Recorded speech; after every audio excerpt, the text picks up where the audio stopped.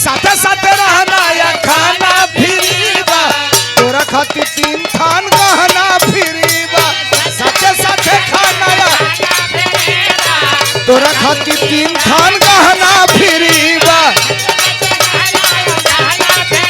ओहो चल बढ़िया बड़े बड़े तर ना होई कहे तहरा ला 3 थान गहना फ्री बा वाह अरे कहबो करबा कि देबो करबा या महंगाई के दौर में अगर दे देबा 3 थान तो हमार कल्याण हो जाई वाह आजा ले अब देबा नहीं तो ले रुचि पीछा छोड़ी है नहीं यार वाह कहाँ जाबा आजा ले देबा देबा नहीं तो ले देवरिया जाबा नहीं ठीक बा वाह यही प्रयागराज है वाह गुरुजी बा अब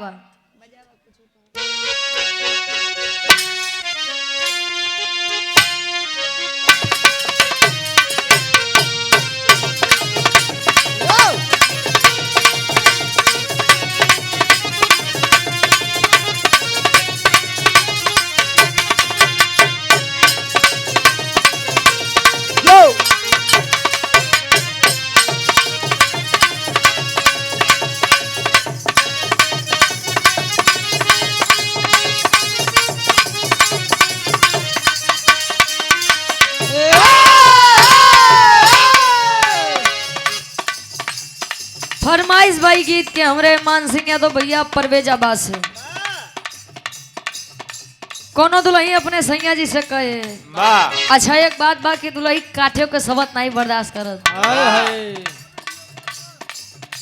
दुल्हिया कहे कि कौने सबत संगे दिलवा तू जोड़ ली हला बा पता नहीं कौन दुल्ही रहे कि जो इतने प्रेम से कहत रहे वाह वाह नहीं तो आज के समय के दुल्ही उठाइए जवन पहिए कहूँ झाड़ू कहूँ बेलना वाह आ नहीं बर्दाश्त में तो जूते चप्पल उठी हाँ बस सुधरे वाला चाहिए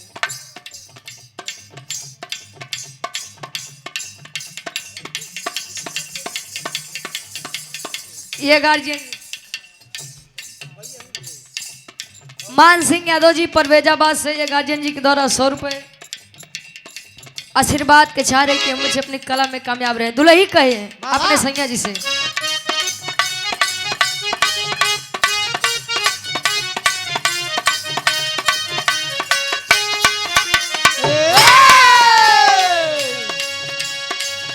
हाथी जोड़ी कहा तानी हाथी जोड़ी कहा तानी मानी जा तू बहतिया बंगलिनिया सवतिया बंगलिनिया सवतिया मार दे राजा तोहर मतिया बंगलिनिया सवतिया मार दे राजा तोहर मतिया बंगलिनिया सवतिया मार दे राजा तोहर मतिया हाथ जोड़ी कहा तानी मानी जा तू बतिया बंगलिनिया सवतिया मार दे सोलंकी तोहार मतिया वाह उनकर मती काहे मराई हो और जानकारी आदमी है समझदारी आदमी है जानत हो कि घर वाली के साथ साथे साथ अगर बाहर वाली लगे जाओ तले बहरे के तनो नेता बनी जा सोलंकी भैया बहरे के तनो कुछ बना लेकिन अगर भाभी खफा तक के तनो कोशिश करबा मनिए नहीं लेकिन तो आवे तब हर रोग दफा वाह दुल्हिया एक बात अपने सैया जी से और कहे का कहे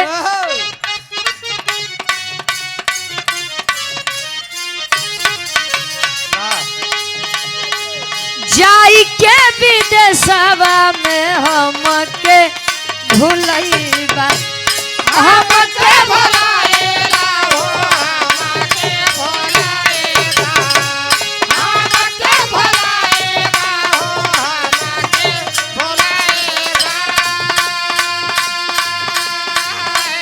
और ये सम्मानित गार्जियन जी आप उमेश यादव छुट्टन भैया हमारे जो कि प्रधान पद के आप भावी प्रत्याशी हैं ग्राम सभा धरौली जुनेदपुर से ये 1100 रुपए का सम्मान आशीर्वाद के चाह रही बा। और ये हमारे राकेश यादव भैया ठीक बा बड़ा प्यार मिलता है, दुलार मिलता है, सम्मान मिलता है। ठीक भैया ठीक। डॉक्टर राकेश यादव जी, आशीर्वाद हॉस्पिटल छिमैया से डॉक्टर राकेश यादव जी गार्जियन जी, ये 500 रुपए का आशीर्वाद ऑनलाइन पुरस्कार। आशीर्वाद के चारे के बच्चे अपनी कला में कामयाब रहे। बहुत बहुत धन्यवाद। बैठिए। जाई के विदेशवा में हम के भुलाई बा,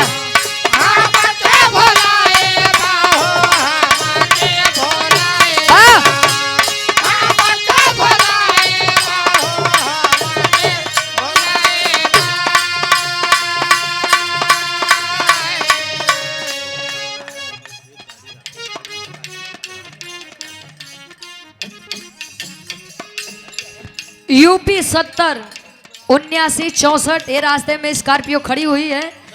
जेकर भी हो भैया हटा ले। यूपी 70 79 64 15 अप्रैल 2026 को देवरिया महतो चौराहा हनुमानगंज में जवाबी बिरहा का आयोजन किया गया है, जिसमें बिरहा जगत के अच्छे कलाकार, बड़े सुंदर कलाकार आप अभयराज यादव सागर और आप मुस्कान चंचल। बाबा कार्यक्रम के आयोजक हैं लवकुश कोटेदार साहब ग्राम देवरिया। 15 अप्रैल 2026 को आप लोग पहुंच करके कार्यक्रम को सफल बनाइएगा। अरविंद ब्रांड डीजे जिया बहादुर 100 रुपया आशीर्वाद के चाह रही। और आप राजेश यादव बीकापुर जिला पंचायत प्रत्याशी ब्लॉक बहादुरपुर वार्ड नंबर 2 से ये 500 रुपए का सम्मान ईश्वर करें कि विजय का तिलक आपके मत्थे पर लगे। 100 रुपया। गोरेलाल गुलालपुर, क्या बात है। गोरेलाल गार्जियन जी 100 रुपए।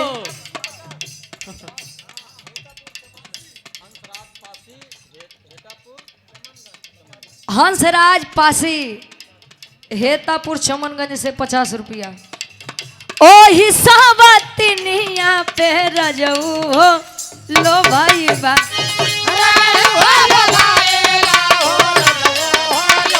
लो भाई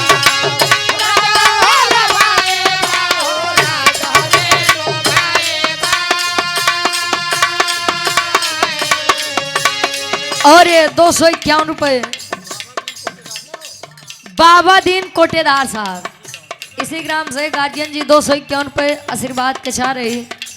जाई के विदेशवा में हम के भुलाईबा, ओ हिसाबतिनिया पे राजा जी लो भाईबा। हाथी जोड़ी कहतानी, हाथी जोड़ी कहतानी, जनी जकलकतिया बंगलिनिया सवतिया, बंगलिनिया सवतिया मारी देई राजा तोहर मतिया, बंगलिनिया सवतिया मारी देई राजा तोहर मतिया, बंगलिनिया सवतिया मारी देई राजा तोहर मतिया।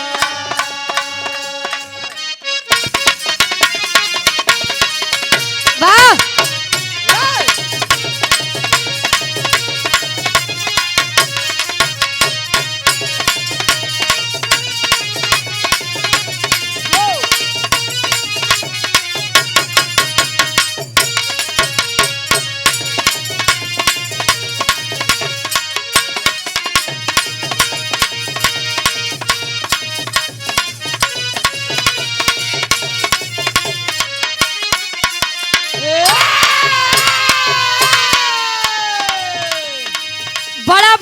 गीत के भोजपुरी दुनिया वाले गावत थे।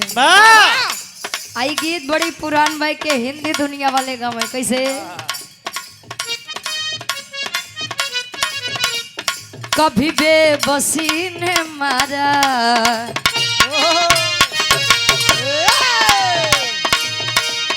कभी बेबसी ने मारा, कभी बेकसी ने मारा, कभी बेबसी ने मारा, कभी बेबसी ने मारा, कभी बेकसी ने मारा, कभी बेकसी ने मारा। गिला मौत से नहीं है,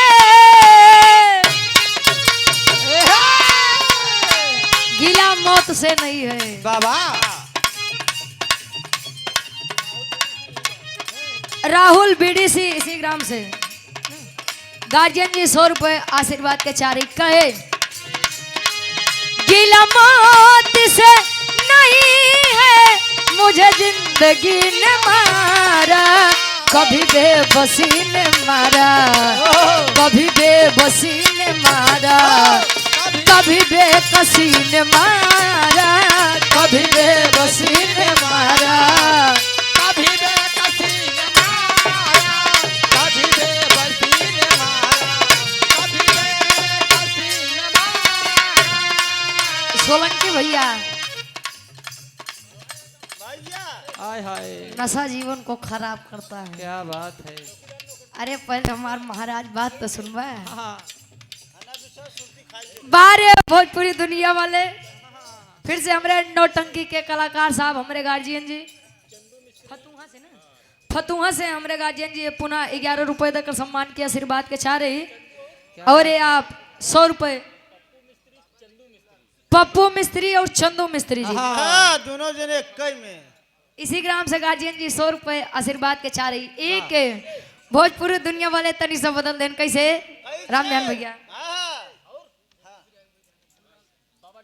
बाबा डीजे जलालपुर इनकर फरमाइश बा भला जेकर पिराय हुई जाने हाँ बाद में गुलालपुर। अच्छा हम सोचे जलालपुर। 100 रुपए आशीर्वाद के चाह रही कहे अब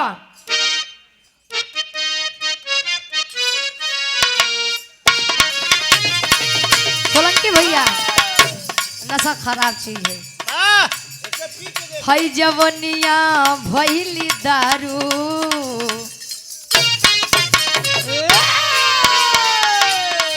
हई जवनिया भइली दारू केहू पिए वाला बाका भइली दारू केहू पिए वाला बाका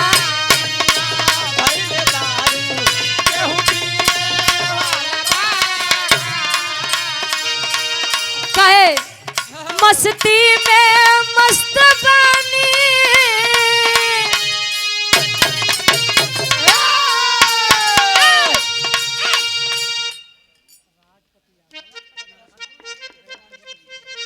आदरणीय आप राजपति यादव जी नरहारपुर से आदरणीय हमारे गुरुजी हमारे कवि जी आप गया गुरुजी के आप परम शिष्य हैं गार्जियन जी। 51 रुपए देकर सम्मान किया आशीर्वाद के चाह रही लड़कियां कहे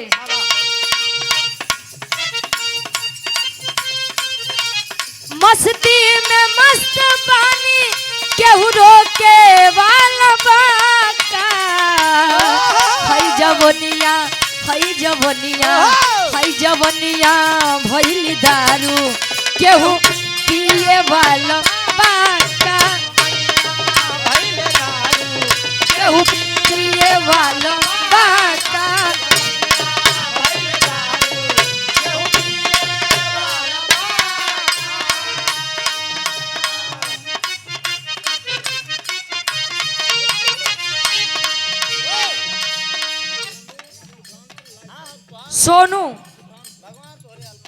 सोनू सुखानपुर से लाइट वाले हमारे गार्जियन जी 50 रुपए देकर सम्मान किया आशीर्वाद का चारी और एक फरमाइश भला जेकर पिराए वो सुनाई के कोनो छोट सा लोकगीत ले लाओ करे बात सोलन के भैया के नंबर है आवा हिले के पलंगिया त रोज हिलता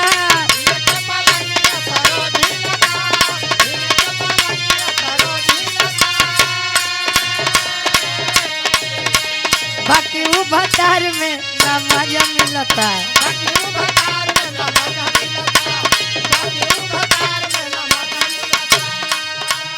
ये गीत बड़ा वायरल बा बिरहा जगत में प्रवेश लाल यादव जी की गाई हुई गीत है।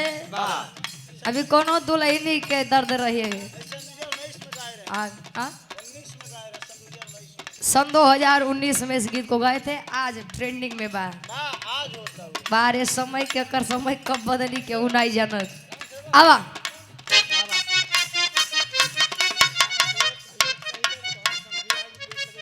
राम सेवक हमारे गार्जियन जी उनकर संधि अच्छा राम सेवक भैया क्या आप समझे हैं मंच के पास आप हैं राम सेवक भैया, जहाँ भी हो अपने समधी जी से मिल ला। वाह अब हाँ हिले के पलंगिया ता रोज हिलाता,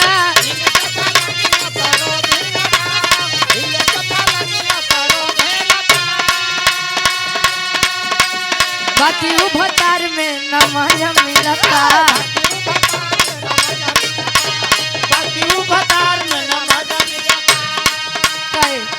चौकी पखात नहीं खे, चौकी पखात नहीं खे, सही से मिलनवा बलम के बांगुड़ बेलनवा राजा के बांगुड़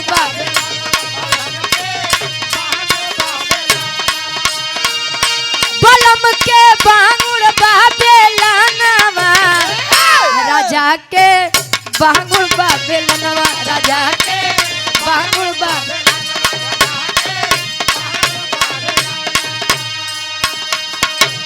टंगिया में टंगिया।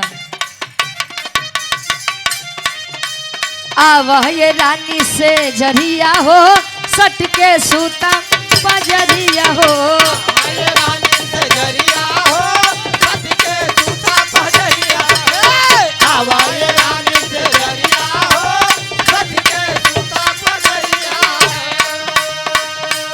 आवा ये रानी से जरिया हो, सट के सूता पजरिया हो,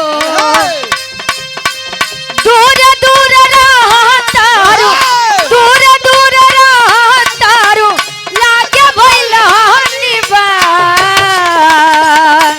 तले तो लइया कहे ए बलम जी,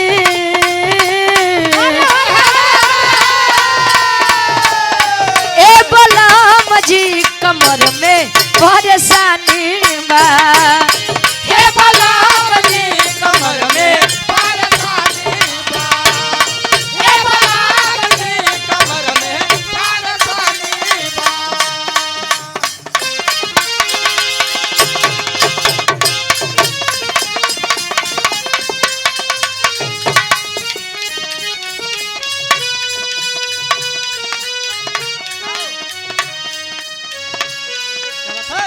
रमेश यादव जी भावी बीडीसी प्रत्याशी हैं जुनेदपुर बदरुद्दीनपुर से 100 रुपया।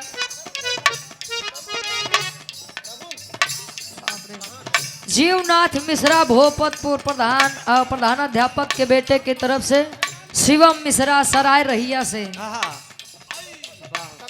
50 रुपया। सगुन गेस्ट हाउस हनुमानगंज, सगुन गेस्ट हाउस आप लोग के जमाना बस 100 रुपया।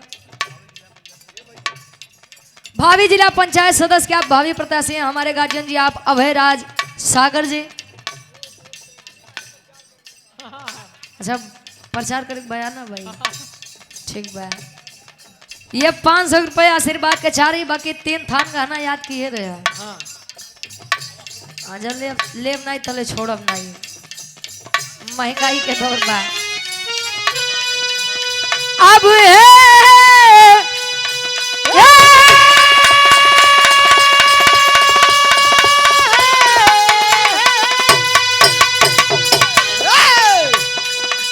अरे तो बोले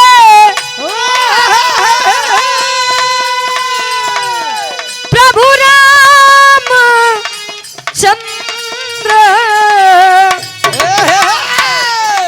अब दई के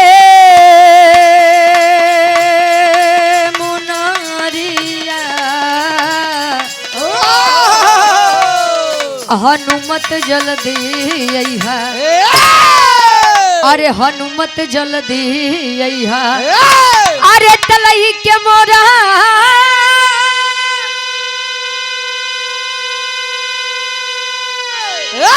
अरे तलई के मोरा अब सिया के खबरिया हनुमत जल्दी अइहा।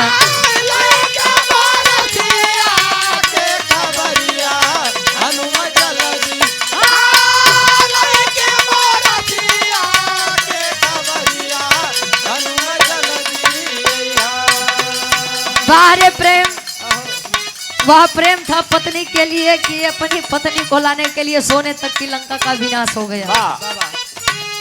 निभाने वाले निभा ले जाते हैं और छोड़ने वाले छोटी सी गलती पर भी छोड़ के चले जाते हैं। पहले के समय में शादी ब्याह हो तो लोग कहें अब 7 जन्म खातिर रिश्ता मजबूत हो गया बा। आज के समय में तो शादी ब्याह केवल गुड्डा गुड़िया के खेल हो गया बा। जल ले पटत बा तो ले ठीक बा, नहीं पटी तो तू अपने रास्ते में अपने रास्ते। समझाओ तो कैसे? 7 समुंदर पार रावण के देश में, 7 समुंदर पार रावण के देश में, 7 समुंदर पार रावण के देश में। ना जान सिया मोरा होई है कवना भेष में हो, होई है कवना भेष में।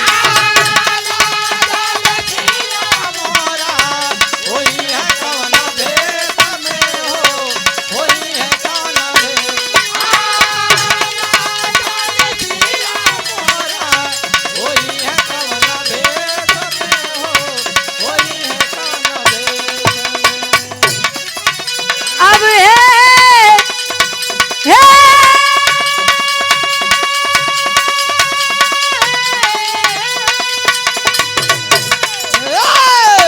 बोल प्रभु रामचंद्र, बोल प्रभु रामचंद्र दई के मुनारिया। अरे बेटा जल्दी यही अनुमत जल्दी अरे तलई के मोरा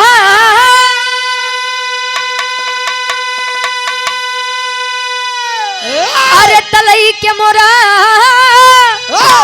अब सिया के खबरिया हनुमत जल्दी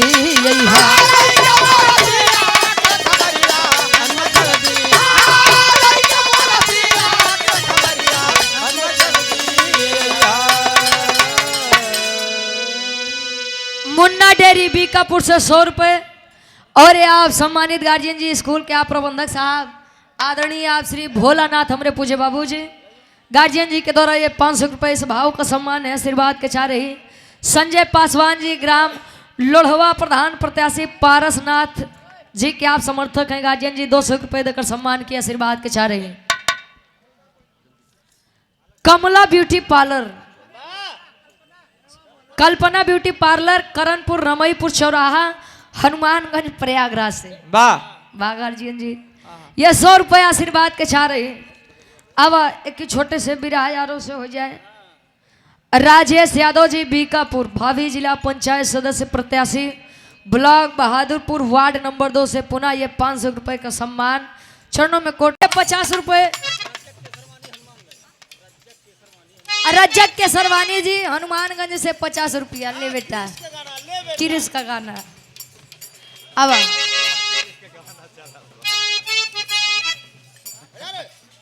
केकर जिंदाबाद होत बाबा। अब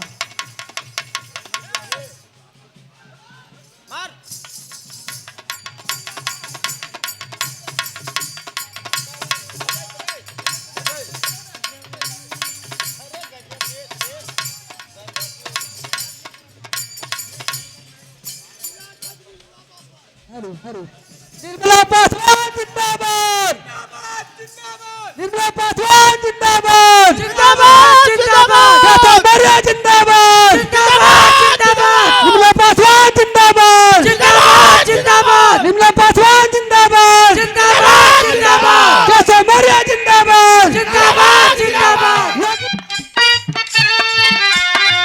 hello hello hello hello, AC ज्यादा ना उठे, बड़ी सम। Hello hello hello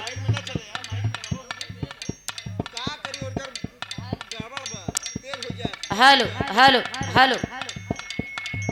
hello hello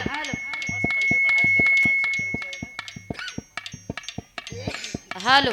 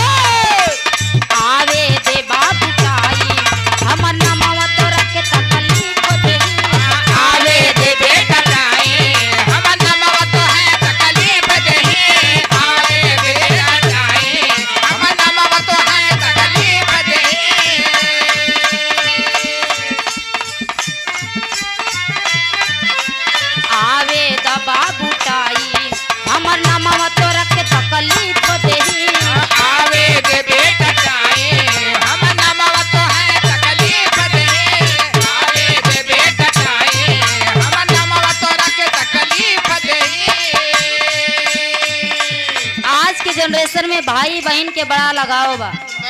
एक अनमोल रिश्ता है। बहन कहतिया का माफी भी मांगवा दे गोड़ावा पगीरावाई के। माफी भी मांगवा दे गोड़ावा पगीरावाई के। माफी भी मांगवा दे गोड़ावा पगीरावाई के। माफी भी मांगवा दे गोड़ावा पगीरावाई के। काटी दे बगहर दनिया अरे काटी दे बगार दनिया जे छूदी हमारा भाई के। काटी दे बगार दनिया जो दे हमारा भाई के। काटी दे बगार दनिया हमारा भाई के।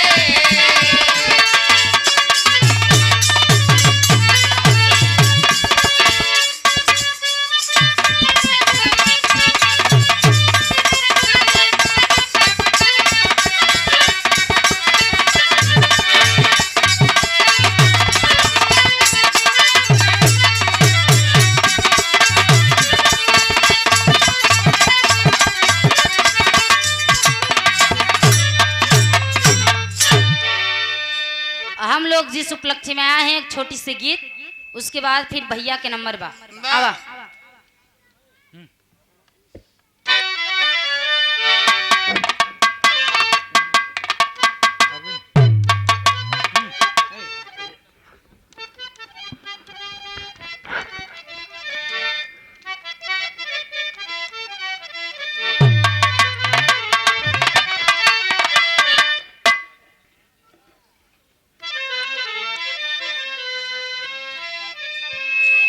हेलो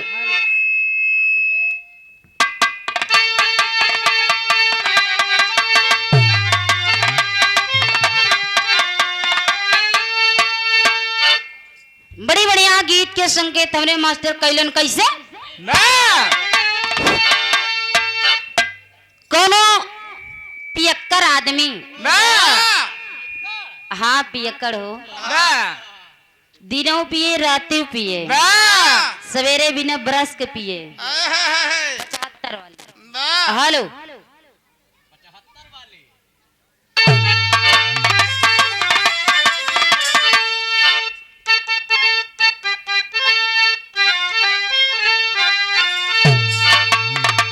कहे अरे ससुरे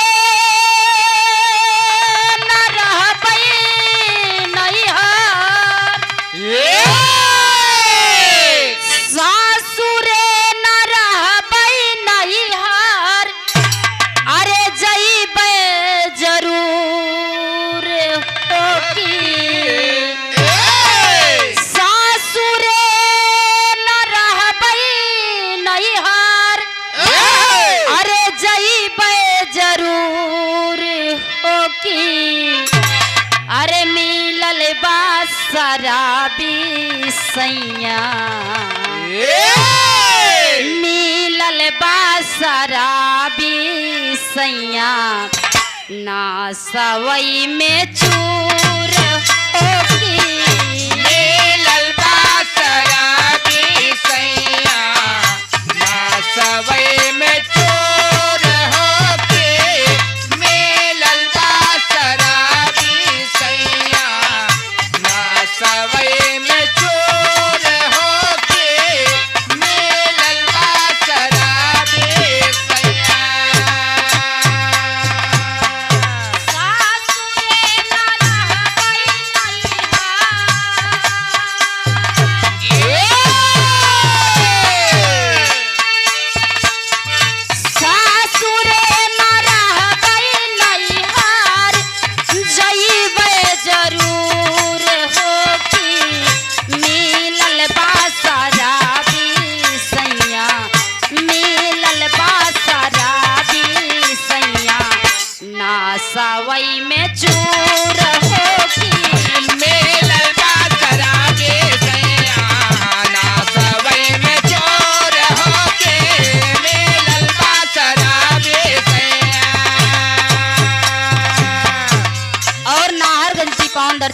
गार्जियन सम्मानित आप श्री लाल जी पाल साहब सादर 101 रुपए का महान आशीर्वाद इस भाव को समझते हुए चरणों में कोट कोट प्रणाम बा। आशीर्वाद की छबक कहे भोरवा में सूरज निकले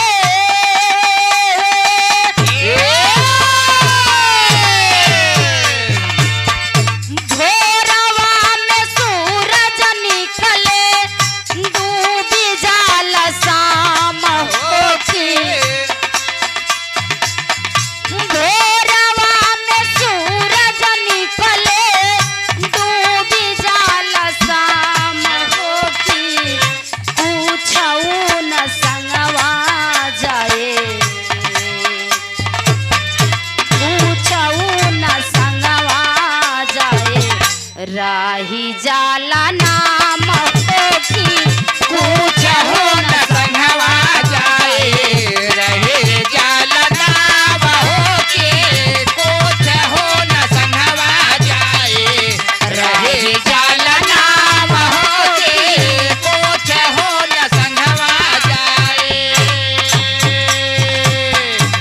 कहे कि अगर सुबह हुई है तो शाम होना ही होना है। ठीक इसी तरह अगर इंसान आया है तो एक ना एक दिन जाना ही पड़ेगा। तकलीफ ये तनी के होल जाला केहू अगर समय से जाता है तो कम तकलीफ होता है। बिना समय के अगर केहू इंसान चला जाए ज्यादा तकलीफ दिल में पहुंचती है। कहना है क्या इहाया न जाना हुए माया की नगरिया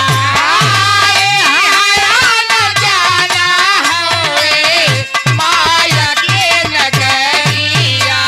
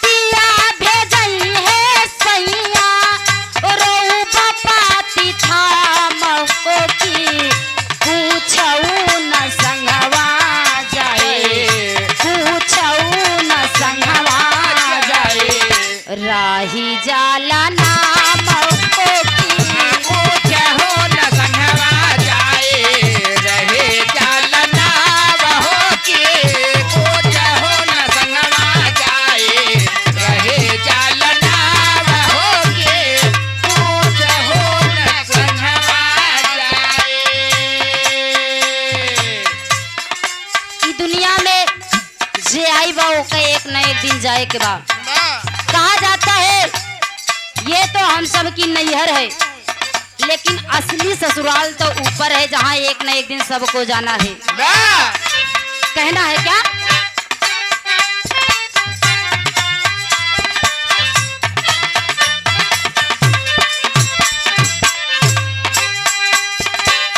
डोलिया के लेके यही चार ठीक कहार हो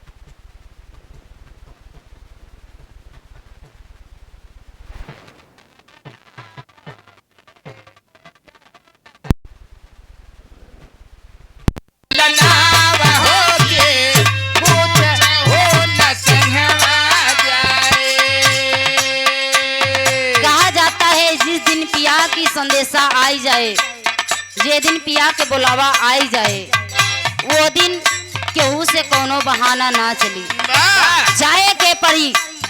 वहाँ से 4 गो कहार भेजिए, यहाँ से डोली लेके जइया।